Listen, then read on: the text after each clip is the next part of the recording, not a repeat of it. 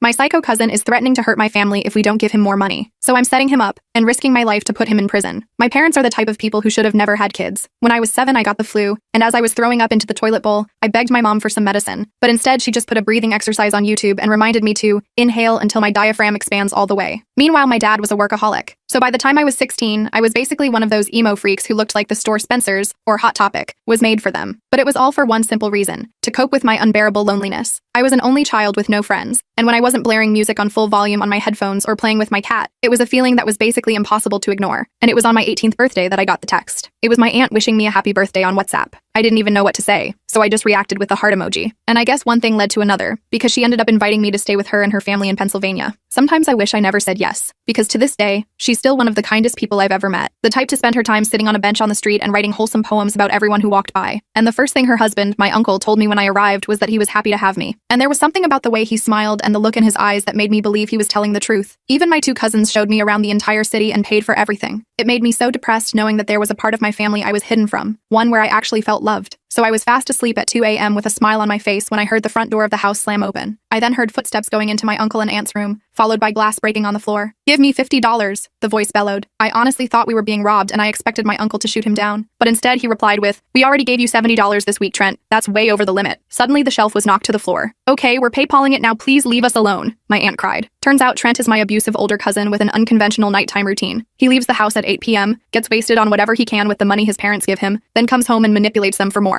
At the time I didn't really care, because it was still 1,000 times better than the home I grew up in. Plus, my other cousins, Samuel and Daisy, swore he'd never hurt me. But the more I found out, the more scared I became. Apparently he was schizophrenic, and had threatened the entire family multiple times, and I was pretty much able to ignore it, until one day when I was on a late-night walk with my uncle. He was lifting his arms up to stretch when I saw the bruises on his stomach area. My eyes widened. Well, my uncle was always pretty open about stuff, so he told me straight away. Trent did it. His tone was sad, like it was just another daily occurrence rather than straight-up abuse. It was after I told him he was 30 and he'd been living the same shitty life for 10 years, that he couldn't keep living off us and had to get a job. I buried my face in my hands, but that's when he whipped out his big black iPhone. On it were dozens of texts from Trent. "You'll die alone and unloved. You don't care about anyone but yourself, you worthless piece of shit. Just watch, I'm going to make your life so bad you'll kill yourself. And for his grand finale, I'll shatter your kneecaps so hard you'll never walk right again." My jaw literally dropped. All these messages were back to back. And worst of all, it was all because my uncle refused to send him $5 for more alcohol. Over the next few days, I found out he'd been hitting my aunt, his literal mother, and threatened my cousins too. But one day my uncle said something that changed everything. Yeah, since it's always at home, he's never a public threat, so the police don't care. It was like a light bulb moment. So that same exact day, I asked Trent to go on a walk with me. He agreed, because I told him I agreed to buy him some of the devil's lettuce. And halfway through the walk, when we were on the busiest street in Pennsylvania, I said it. "Dude, you're low-key an effing joke. Like you're 30 and live off your parents. I'm 20 and I make more money